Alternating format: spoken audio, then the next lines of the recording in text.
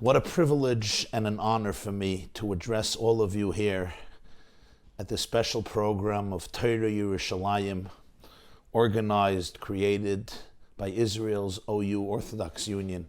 Thank you for the privilege. And since this is an address for Torah Yerushalayim, let's begin with a story that occurred in this very place of Yerushalayim. The Gemara, of course, has a Masechta. The Mishnah and the Gemara has a Masechta, a tractate that is dedicated exclusively to the day of Yom Kippur. This is in Seder Moed, Maseches Yuma.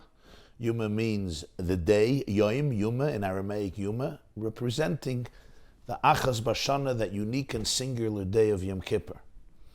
In that Masechta, Daf Lamed Tesamid Beis 39b, the Gemara shares the following story. Tana Rabbanan, the rabbis taught, Oisoshana Shemeis Ba Shimon HaTzadik, Amar Lehem B'Shana Zuhu Meis. That year in which Shimon HaTzadik, who was Shimon HaTzadik? Let's remember, he served as the Kohen Gadol, the high priest of the second Beis HaMikdash, during the early years of the second temple. As the Mishnah says in Pirkei Avos, in the Ethics of the Fathers, right in the beginning, Shimon HaTzadik Haya, Mishiarei Knesses Hagdola. The Knesses Hagdola, the men of the Great Assembly, the 120 Torah giants, who revitalized and created a Jewish Renaissance and rebuilt Judaism and the Jewish land and Jewish wisdom and life following the Babylonian exile. Shimon HaTzadik was the last remnant of that unique, extraordinary unit of scholars and great men and leaders, Anshe Knesses Hagdola. And Shimon HaTzadik served for 4 decades as a Kohen Gadol in the Beis HaMikdash. The year in which he passed away, Shimon HaTzadik tells his students that this year I'm going to die. Omru loy minayin. Minayin ati yedeya. The Gemara says, the disciples of Shimon HaTzadik told him, how do you know? Amalem, he told them a story. He says, B'chol Yom HaKippurim hoyim izdamen li zaken echad lavul shlevenim v'atav levenim nichnesimi v'yatzimi. Hayoim nizdamen li zaken echad lavul shchayrim v'atav shchayrim nichnesimi v'yatzimi. Each year, said Shimon HaTzadik, when it came Yom Kippur, and I walked in once a year to the Kodesh HaKadoshim, to the Holy of Holies in the second Beis HaMikdash, I encountered an old man. He was dressed in white and he was bedecked in white. He escorted me in and he escorted me out. This year, this Yom Kippur, I also went into the Holy of Holies. But the old man I encountered was dressed in dark, bleak, black clothes. He was bedecked in black clothes. He escorted me and he didn't escort me out. The Gemara says, Achar HaRegel Chol Shivas Yamim V'Meis. Sukkot passed. Shimon HaTzadik fell ill, an illness which lasted for 7 days. And then he returned his soul to its maker. I want to ask you today, my dearest friends, how are we supposed to understand this loaded story?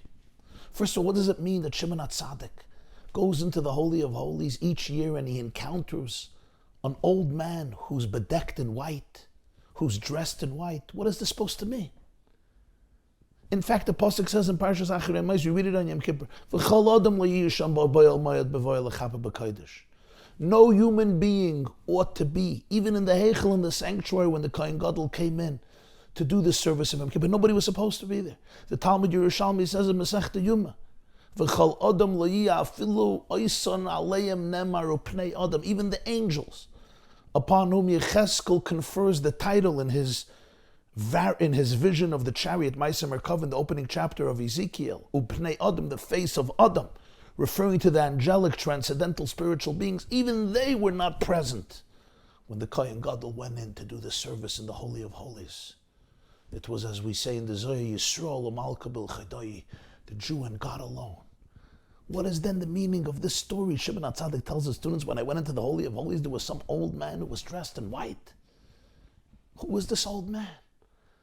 What does this represent? Is this a metaphor? Is this allegorical? Is this physical reality? And what does it mean that one year, suddenly he was black? And how did Shimon HaTzadik deduce from this encounter that he was going to pass away this year?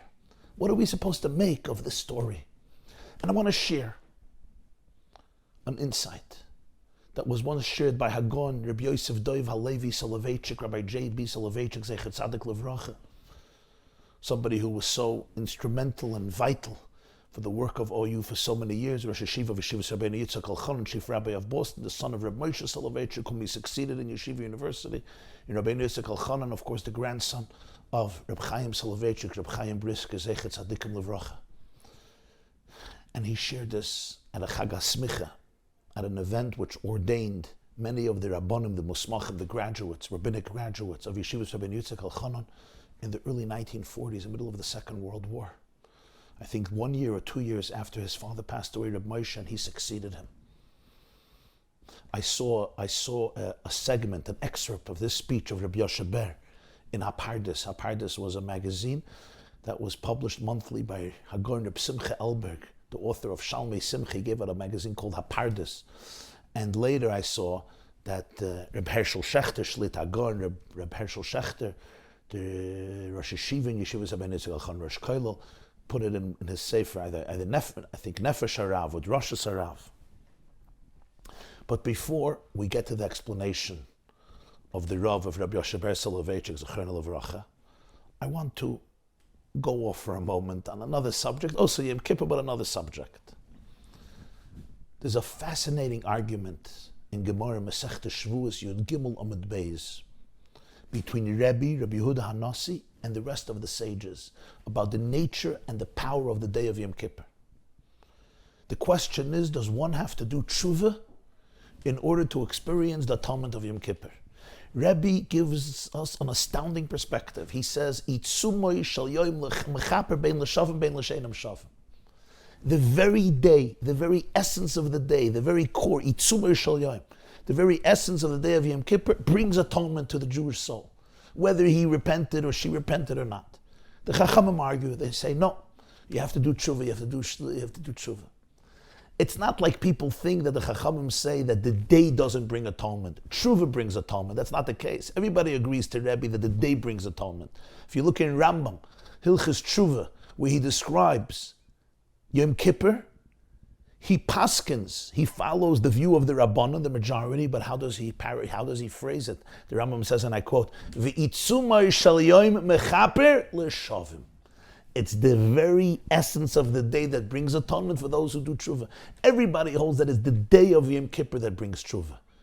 The question is what you need to do in order to be able to experience that atonement. According to Rabbi, nothing. Just sit back and relax and enjoy the show. Enjoy the experience, the transformation. According to the Rabbanan, you have to do Teshuvah, but it's still Itzum Shel Yom Mechaper. And here's the obvious question. I can understand that when somebody says, I'm sorry, when somebody expresses remorse, when somebody accepts a resolution for the future, which we call Charat ala Avar, Kabbalah ala Bo, when somebody confesses their mistakes, there's a concept called forgiveness.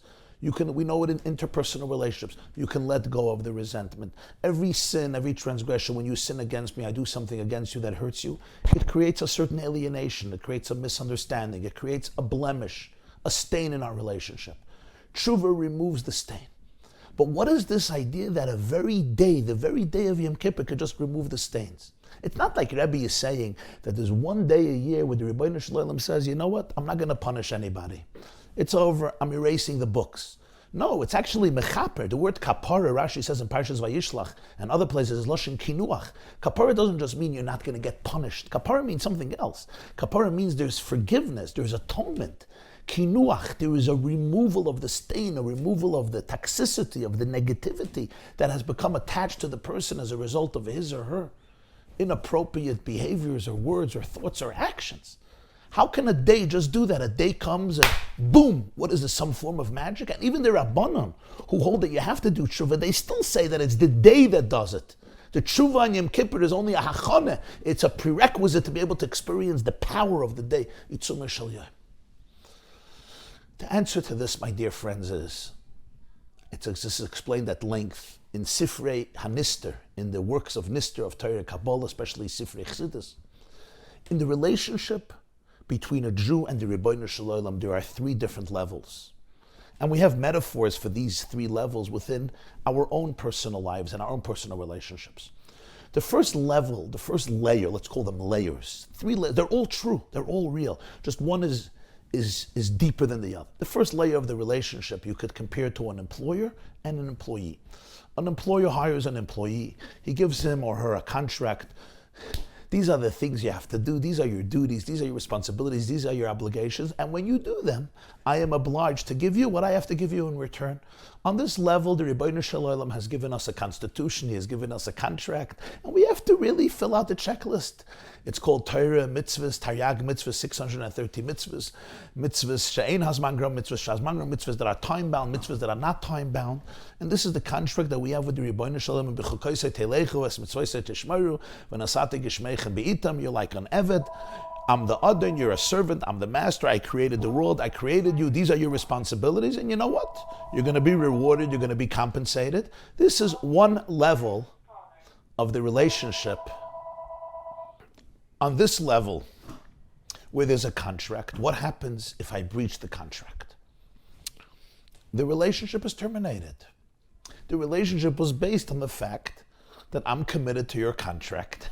And if I'm not, okay, bye-bye, have a wonderful day. An example, I hire somebody. He has to show up 9 o'clock, punch the clock. One day he doesn't show up, another day he doesn't show up, a third day he doesn't show up. He's not interested. That's it, the relationship is over. Stop coming and I'm not paying you anymore.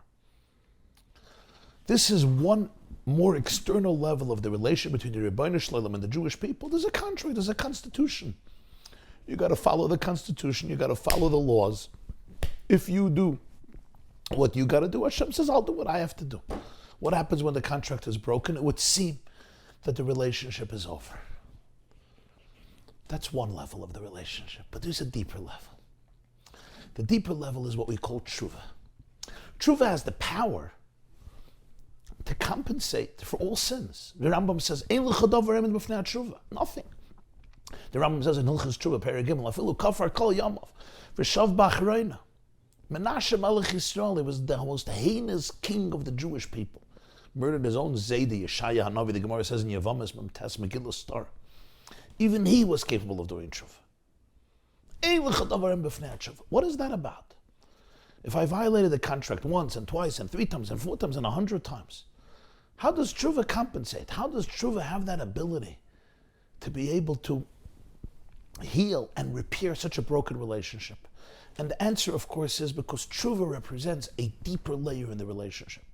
To give back to our example, let's say the employer and employee are not 2 strangers. Let's say they're brothers. Or let's say it's a parent and a child. Or let's say it's 2 best friends. Our relationship is very deep, so even if the contract is broken, we can't make peace with that.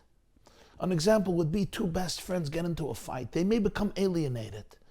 But back in their own homes, they feel a void, they feel an emptiness. It's like a couple. Every couple has arguments. There's no couple that doesn't have any arguments. I mean, maybe there are a few saintly couples or malachim who never argue. That's not the problem. The problem is what happens after the argument. Do we know how to repair an argument? Do we know how to repair and mend a brokenness in the relationship? If I'm close to you and I do something to hurt you, and as a result of that, we become estranged and alienated from each other. Okay, but what's the next step? If the relationship was really deep, then the fact that we are alienated doesn't sit well with me. There's something in me that's bothering me. That's what Teshuvah represents. The Jew failed the contract, and now he or she has become alienated from the Rebbeinu Shalom. What happens now? There is something inside of him or her, a gaping void, a lack of contentment, a lack of an inner meaning and fulfillment. Why? Because our relationship was not created with the contract. Our relationship runs deeper than that.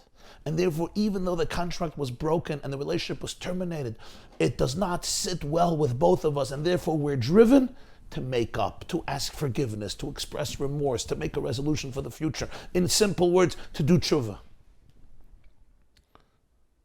And Teshuvah testifies, it gives expression to that level of the relationship that was deeper than a relationship that created through my actions, through my mitzvahs. The relationship is a much deeper one that the mitzvahs express And therefore, even when I don't have the mitzvahs, chas v'shalom, even when I sinned, I'm driven to come back to do tshuva. And the Rebbeinu Shalom says, Shuva Yisrael, ad Hashem alekach, ad Yemei techakalayim toshav tekablay, Shuvu bonum shevavim, hayreisa derech levasa shevev.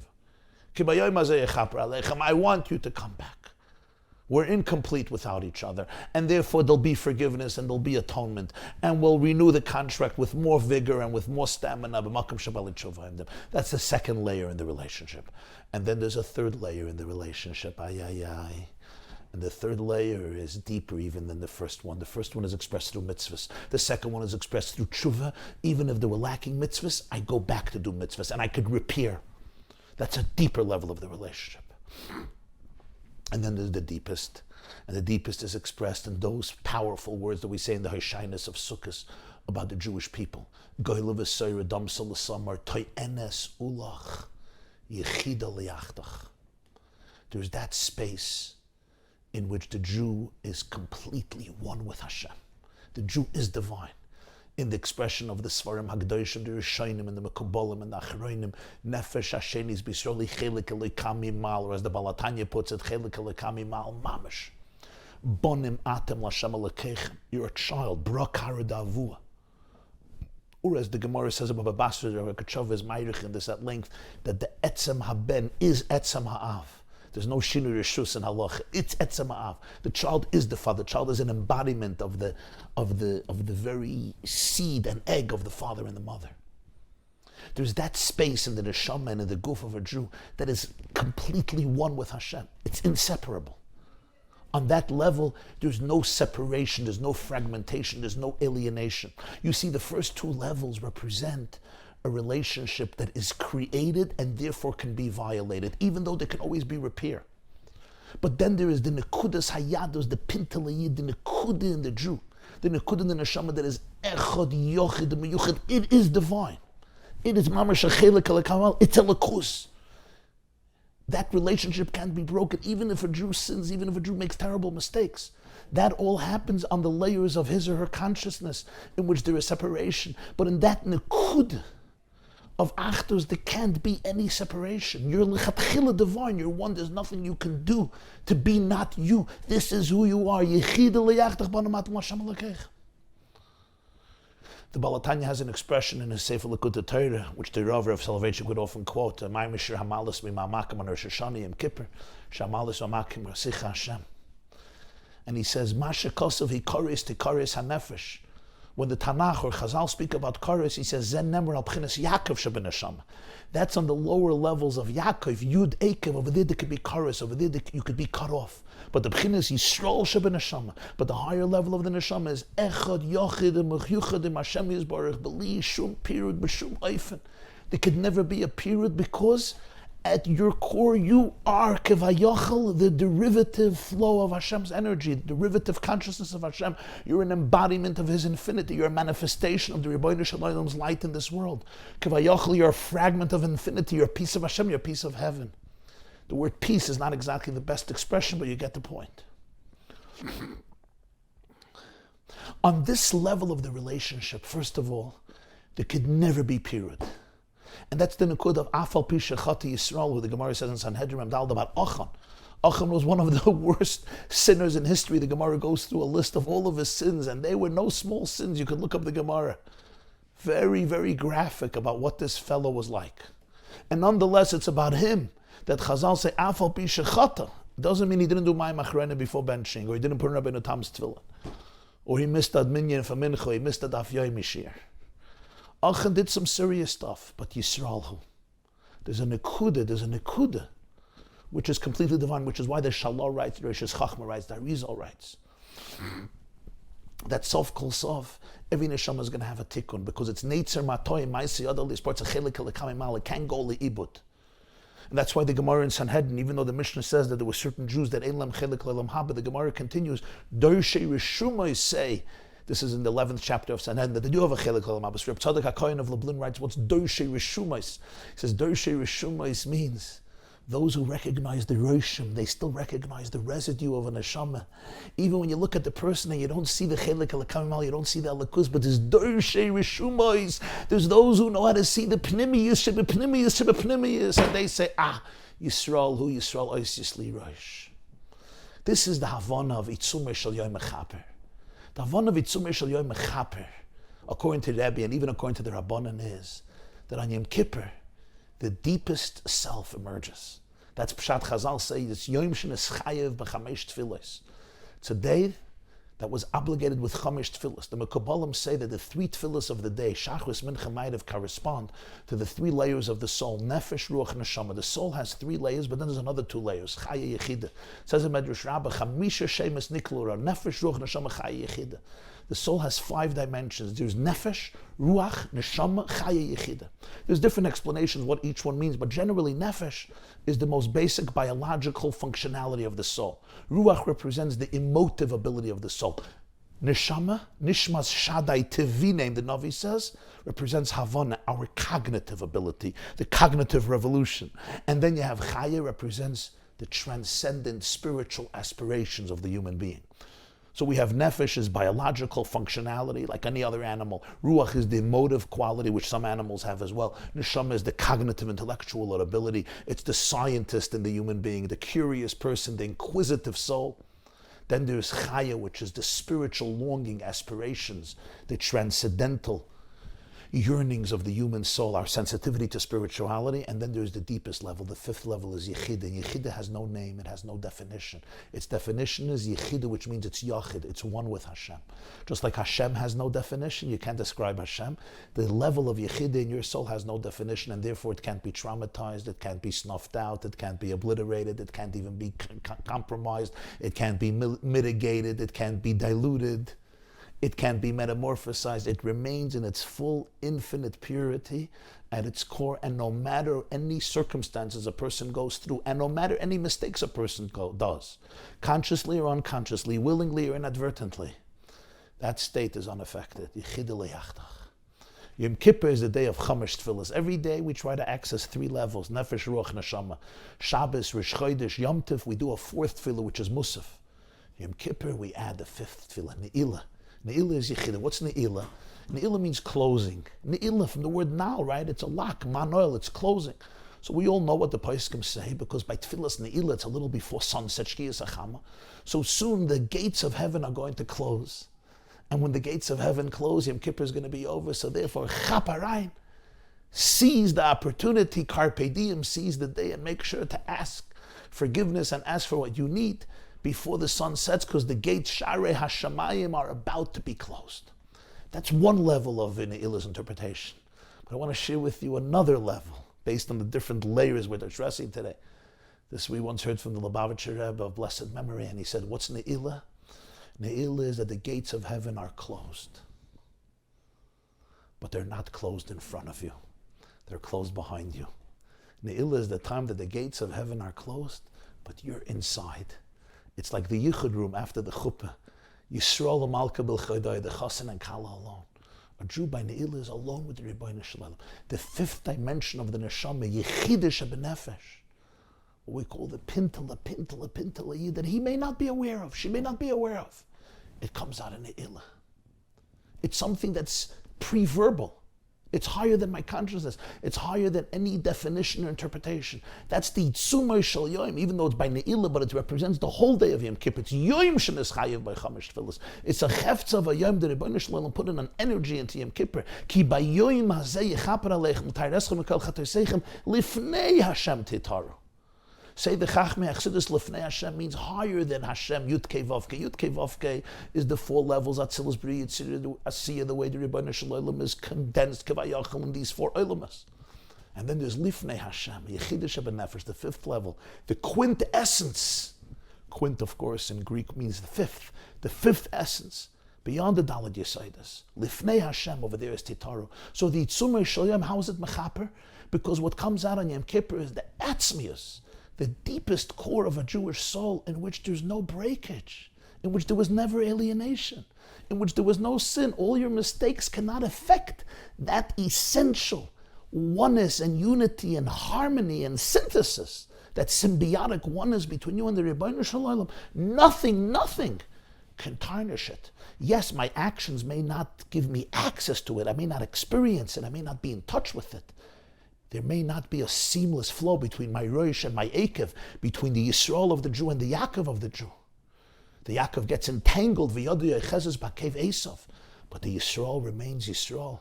Yisrael oisius li roish, my cup, my head. This is the highest level that's not Akev. And when that comes out on Yom Kippur, the Rebbe says, you don't need Teshuvah. Because on that level, you don't need Teshuvah, because on that level you were never alienated, you never sinned. Once you go to that space, you're whole. The Rabbanan argue and they say it's still Itzumah Shel Yom HaChaper, but in order to be able to be open to this, you have to be able to do Teshuvah in order to be able to be open to that deepest primal core in your essence, which is even beyond the avodah of Teshuvah. Teshuvah takes you and opens you up to the Itzumah Shel Yom HaChaper. We now come back to the Yoshe Ber's Vort on Shimon HaTzadik.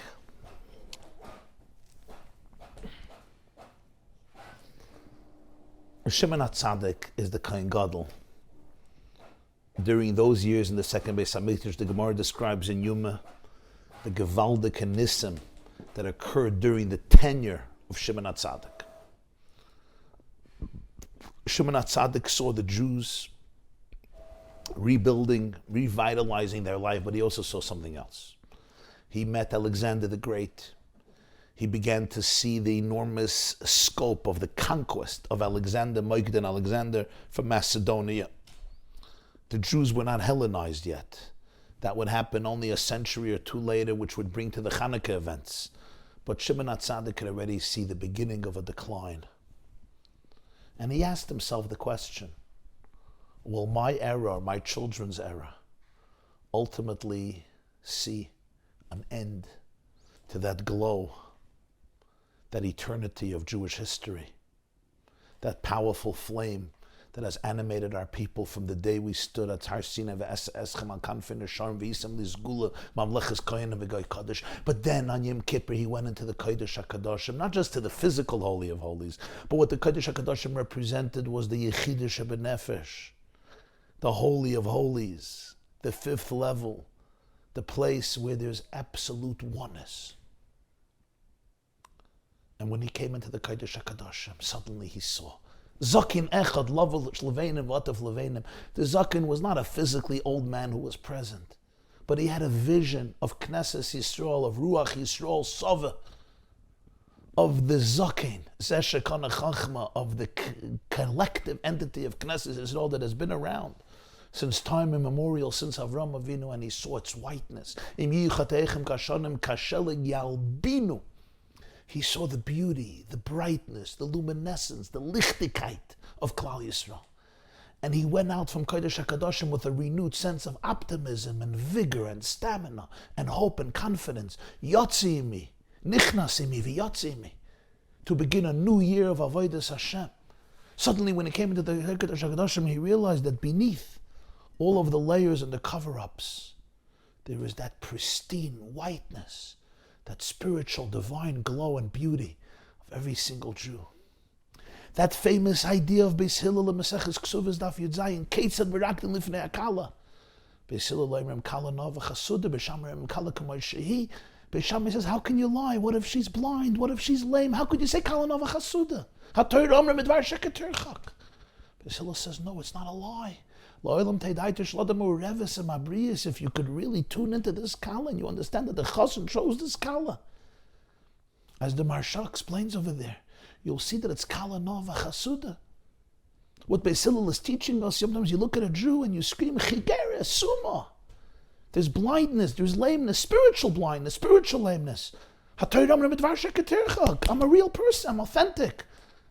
Beis Hillel says, Ha'adam yirelei naim v'Hashem yirelei levov. Chen isha al baila, the Gemara says in the Seidim HaMazayin, Hashem chose this Jew as his Kala, as his bride. She's Kala Nova Chasuda, she's beautiful and gracious. I don't see it. Ha'adam yirelei naim, I'm looking with lenses that may be tainted. I have a superficial perspective. I have a narrow perspective. Put on the Rebbeinu Shel Olam's lenses and you'll see Kala Nova Chasuda. Shimon HaTzadik says, every year I went in Yom Kippur and I saw Knesset Yisrael was lavush leveinim v'otav leveinim. Gave me a renewed sense of hope. But this year, Tayyid Talmidim, he said, I went in and I saw this zaken lavush shchayrim v'otav shchayrim. I also saw this ancient collective entity we call Am Yisrael, Knesset Yisrael. But I saw the darkness. I saw the bleakness. I saw the negativity. I saw the toxicity. I didn't see the light. I saw the chayshach. I didn't see the shchayrani v'nava b'nois Yerushalayim. I saw the shchayrani. Al tiruni shani shcharchayr sheshozov sani hashemesh. But I saw the shcharchayris. Shimon HaTzadik tells his students, I know that I'm not going to survive this year. Why? Said Rabbi Yosheber. Because to be a Kohen Gadol in Klal Yisrael, to be a Manig Yisrael, to be a teacher, to be a Rebbe among the Jewish people, there is one prerequisite foundational condition. You have to be able to see the powerful future, the beauty, the whiteness, the purity, the pristine glow of the Jewish people. If I want to be a Jewish parent, a father and a mother, if I want to be a Rebbe, a mashgiach, a menaler, a sheshiva, a mashpia, a mechanech, a mechaneches, a moire derech, or any person with influence and who today does not have influence, there is one foundational premise, a baseline, and that is, can I walk into my classroom? Can I walk into my home? Can I walk into my shul? Can I walk into my kehillah? Can I walk into the school? Can I walk into the supermarket?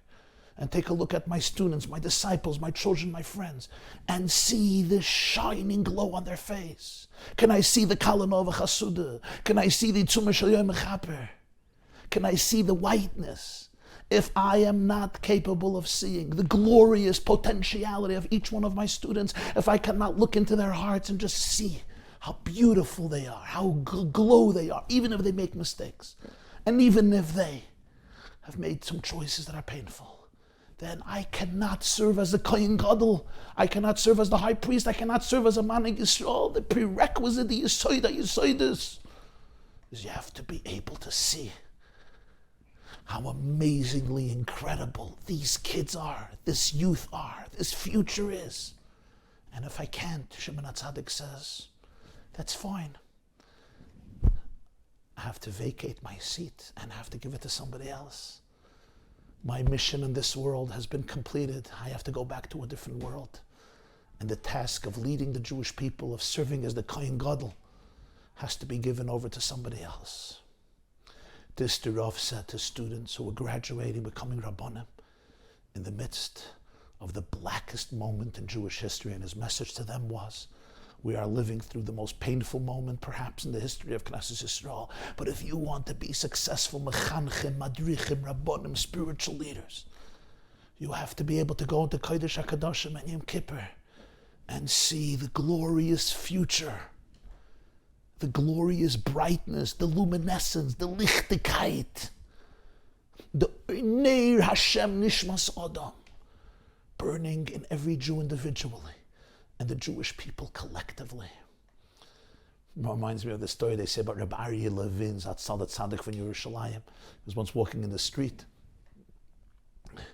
and a former Talmud of his, whose left Yiddishkeit, crossed.